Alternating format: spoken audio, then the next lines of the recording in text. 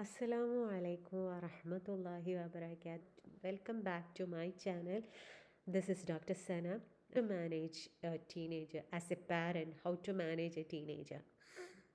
One point you should note that at the age of puberty or when child become a teenager, he or she needs both parents. You cannot escape your duty as a parent when the child reaches a puberty or become a teenager. The main point I want to convey to you that a child, that is not something that comes from your effort or your ability, or he or she is not coming from your ability, he or she is not your possession. It's a life. Allah is giving one of the life from him to look after by you. It's not your possession or not your something like that. It's Allah's gift to you, one of the mercy and gift from Allah to you. What Allah is expect us from you is that you should look after that life he gave you in a best way. Okay, so as a parent, if it is a mother or father, it's your duty. You cannot escape the duty of taking care of a child with any means at the time of teenager. Okay, so what you should focus on, that when a child is teenager, is that when a child become teenager, there is a lot of changes occurs in his body, mind and emotional. Mainly the changes, drastic changes are hormonal fluctuations in the emotions. Mainly you can see in girls. Boys also has that puberty changes occurs in them, but the main difference between boys and girls is that boys think more logical and they become more questionable. You need to answer more questions, and the boys present like they want to become independent, and they want to be treated as mature person at the time of puberty. For the girls, you can feel the hormonal changes more, the fluctuations, the emotional fluctuations, and how it is presented is like they feel more irritable, shout at you, and they will be getting angry more, and they respond to you in an aggressive way, whether they are doing it intentionally or non intentionally. But when you're talking with them, is more in emotional aggressiveness is more in girls than in boys. So how you can manage, or how you should be addressing these changes when your child become a teenager, is that I'm going to give you a 11 points how you should change yourself in addressing your child as a teenager. Okay, the point one is shift your role from a commander to a coach. At this time, children need authority. Teenager, what you should understand is the teenager need the guidance. If you want them to do something, instead of addressing them with do this, to you should change it. Let's think this through. Okay, let's think about doing this, or change your phrase, not making them commanding, like trying to make them think or try to make them do what you want them to do. Okay, allow discussions and debate, respect their opinions even when you disagree. Okay, in Quran chapter 31, Prophet Luqman advised his son in a gentle way, not as commands. Okay, so that's the example for. So the next point is that's the golden rule. So connection before correction. This is the golden rule. As a parent, you should note that in my previous puberty changes video, I mentioned that in puberty brain unlocks the hormonal release at the age of puberty, and the control center of the brain is just developing that time, other than the emotional and the other centers of the brain. Teenagers at this time, their emotions are not fully developed, their emotions are not fully regulated yet, and the brain is still developing, so they will be very sensitive at this time. So what you should do is, before correcting the behavior, strengthen the relationship between you two, between you and the kids. The points you should note that: listen more than you talk. Don't interrupt immediately or give advice while they are talking, okay? Next point is, pick your battles wisely. In this, you should note the point that not everything needs a lecture. Ask yourself, is this about safety or values? Then address it. Is this about preference or control? Then let it go. This preserves your authority for what truly matters. Next point is set clear boundaries with respect. Teens actually feel safer with the limits. Be clear and consistent. Explain why behind the rules. Avoid shouting, threats, etc.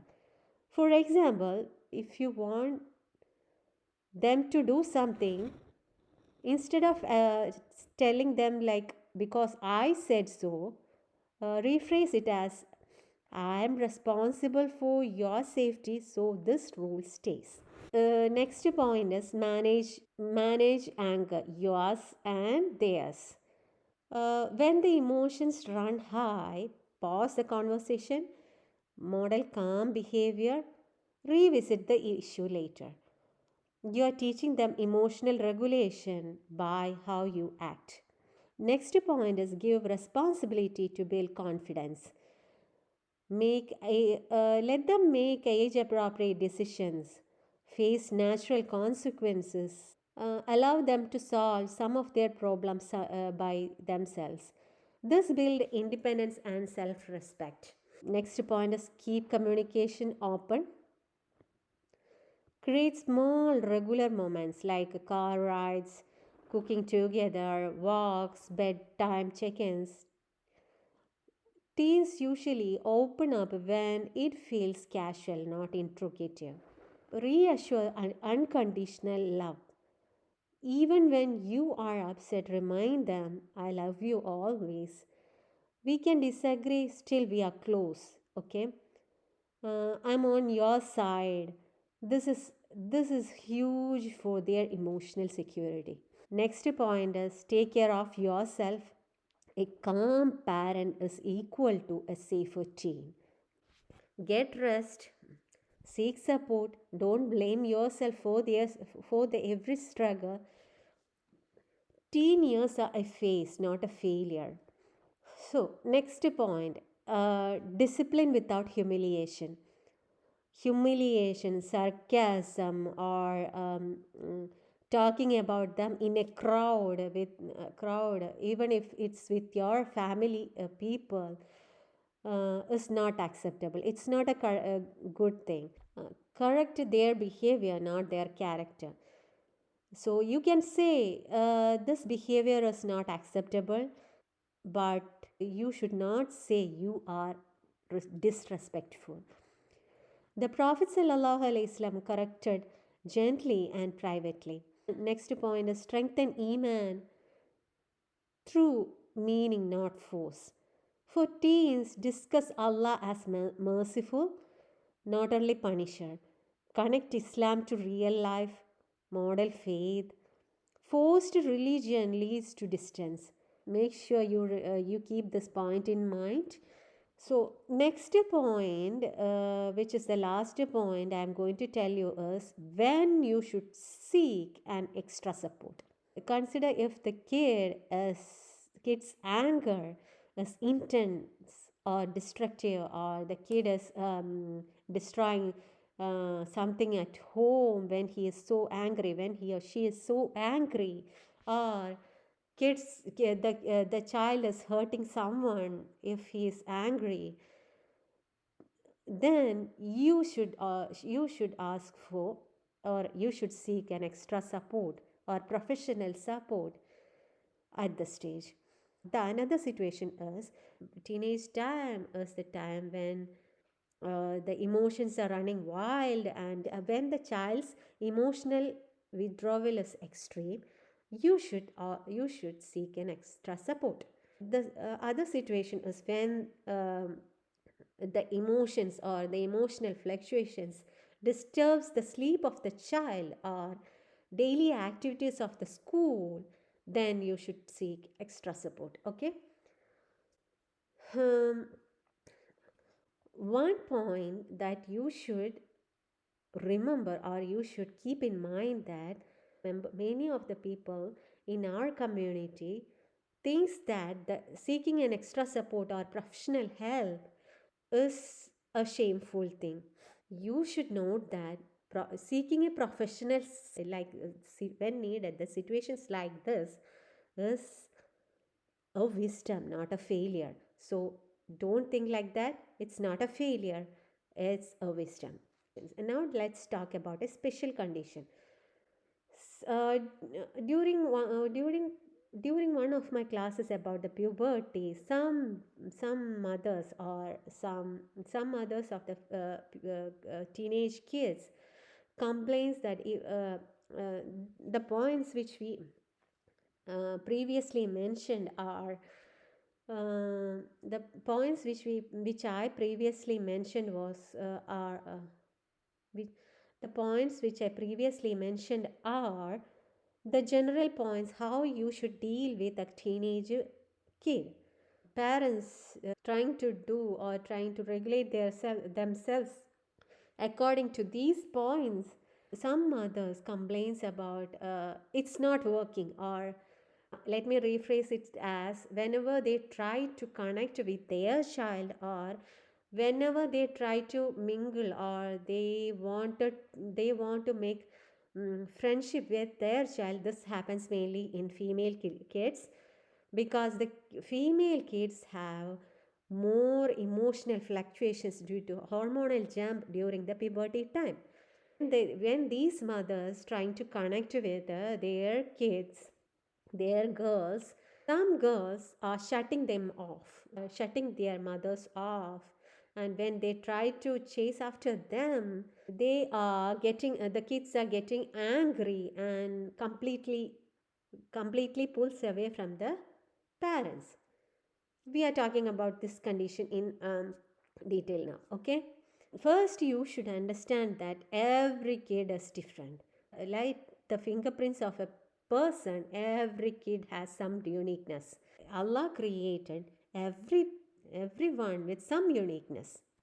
You should understand what's really happening over there. And when the child never allows a mother get close, it's usually because she feels emotionally overwhelmed by closeness, or she may fears that being corrected, judged, or controlled, or she feels too exposed when vulnerable. So, in this case, she actually needs gentleness and safety, not pursuit. So, now I'm going to give you some points you should regulate such kids. The first point is stop chasing connection. The more you try to get close, the more she pulls away. So for now, give respectful emotional space. Reduce questioning, reduce advices. Say calmly, I'm here whenever you need me. Okay? This lowers their defenses. The next point is switch from emotional to the neutral presence. Don't try to connect through feelings. Connect through daily routines, food, small favors, silent company, etc. Examples: leave her some favorite food without any comment, sit in the same room without talking, help practically without asking any questions. This rebuilds safety without pressure. The next point is one powerful sentence. When she pushes you away, say once, not repeatedly. You don't need to say it again when you see her or when she is pulling away.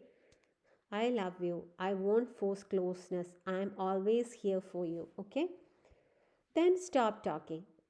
Consistency heals more than words.